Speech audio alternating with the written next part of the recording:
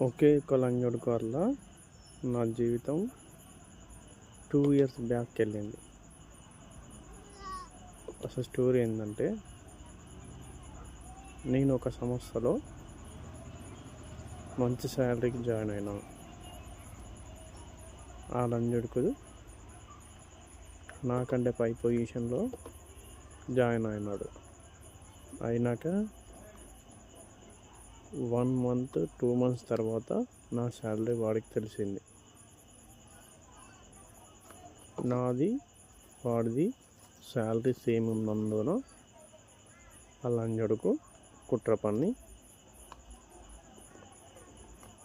నన్ను శాలరీ తగ్గించుకుంటావా లేదా మానేస్తావా అని అనడం జరిగింది.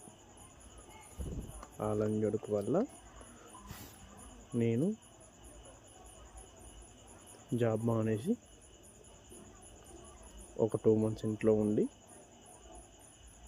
మళ్ళీ ఇంకో జాబ్లో దానికంటే తక్కువ శాలరీకి, అంటే ఆ లంజోడుకు చేసిన పని వల్ల నేను ఒక 2 ఇయర్స్ బ్యాక్కి మళ్ళీ వెళ్ళడం జరిగింది.